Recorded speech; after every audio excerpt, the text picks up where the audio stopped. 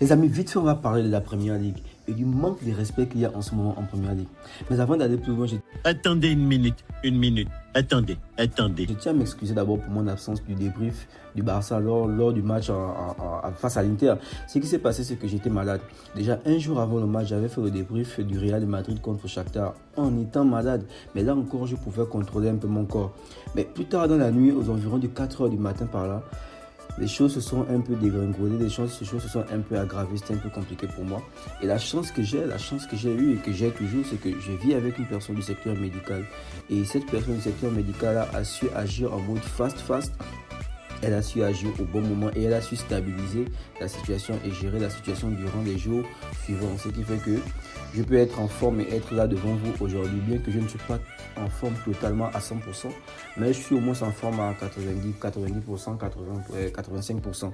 Ça peut aller. Donc, encore désolé pour mon absence. On va se rattraper les amis, la santé était primordiale. Et la deuxième chose encore. Attendez une minute. Attendez.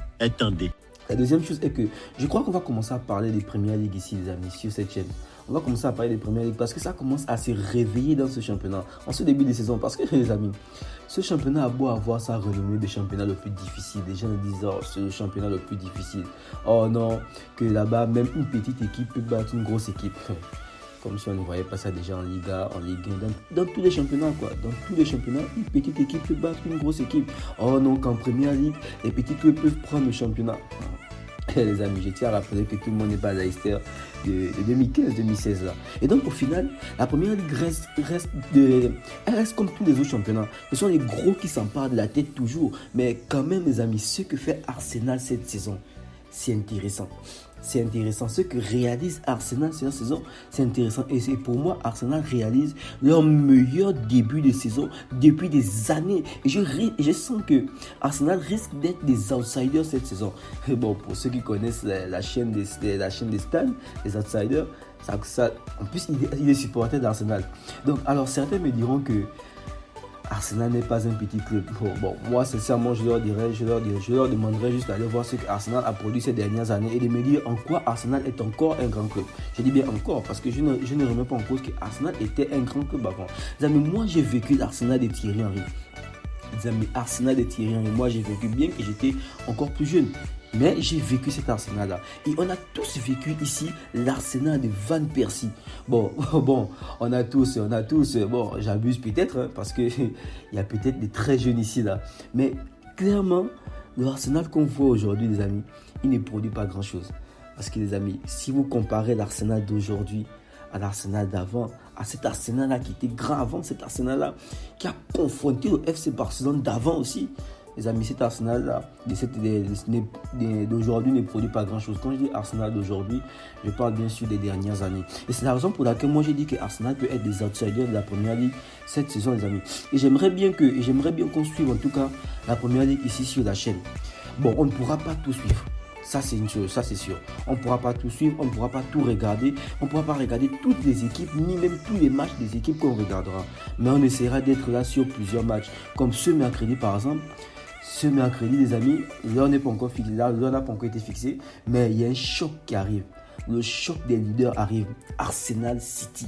Les amis, on doit regarder ça. On doit en parler sur la chaîne.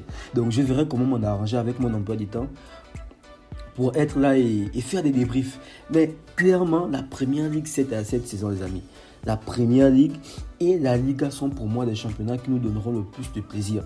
Et je n'aimerais pas manquer ça. Donc,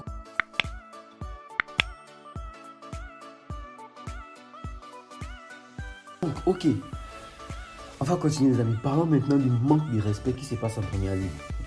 Je pense que certains l'auront peut-être deviné.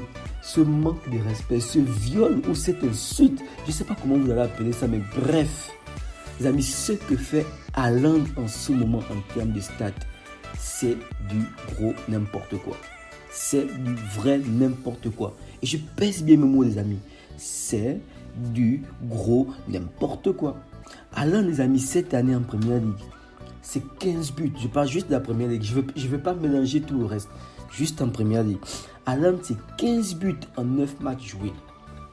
Les amis, 15 buts en 9 matchs joués. Je répète, 15 buts en 9 matchs, les amis. Même moi sur FIFA, je ne fais pas ça. Et regardez la différence de but entre Haaland et Harry Kane. Kane, les amis, Kane est un buteur. On le sait tous. Kane était un buteur. Mais Kane, en 9 matchs, il a mis 9 buts. C'est normal. C'est tranquille. Haaland, en 9 matchs, il te claque quasiment le double de Kane. Les amis, Kane, c'est un papa. Haaland devrait normalement appeler Kane papa. Mais regardons le manque de respect qu'il fait à son père. Et on va regarder un peu les meilleurs buteurs des 3 dernières années en première ligue, les amis. En 2021-2022, Salah son meilleur buteur avec 23 buts sur toute une saison. Salah, en 2021 dernier, il a mis 23 buts sur toute la saison. Ok. En 2020-2021, on a Harry Kane qui sont meilleurs buteurs de la première ligue avec 23 buts sur toute la saison. Ok. En 2019-2020, on a Jimmy Vardy qui sont meilleurs buteurs de la première ligue avec 23 buts sur toute une saison. Bon, je pense que c'est assez clair comme ça, les amis. Donc, Haaland est juste à 8 buts d'égaler les records que ses aînés ont fait.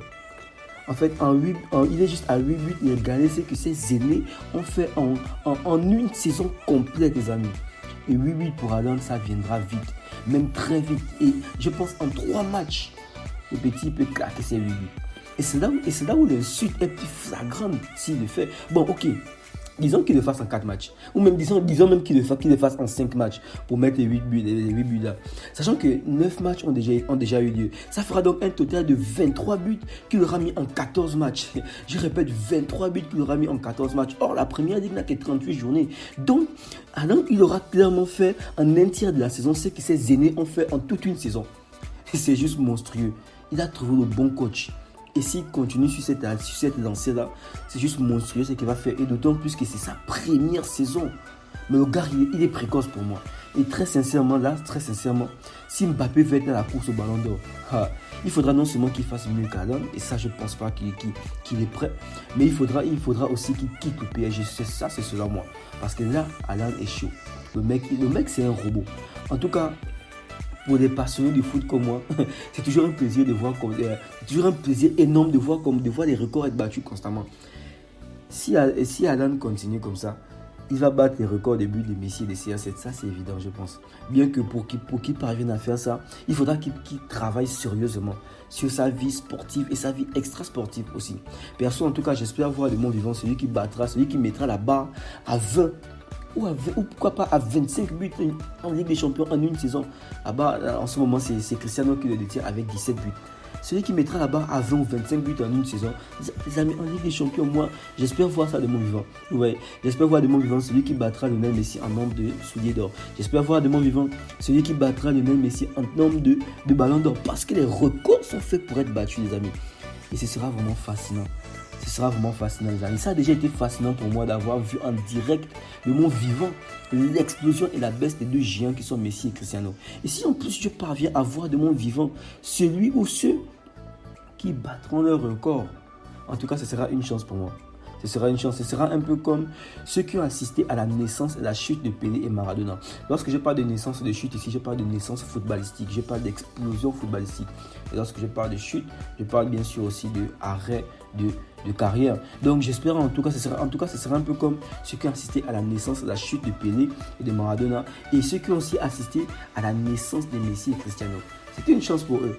Espérons que moi aussi j'aurai cette chance-là, que vous aussi vous ayez cette chance-là, les amis. Donc bref, c'est sur cette phrase que je vous dis à tout à l'heure, les amis. Tout à l'heure, vous me demanderez pourquoi, mais tout à l'heure pour le match le plus attendu au monde. Donc on se dit à tout à l'heure, les amis. En attendant, prenez bien soin de vous. Ciao.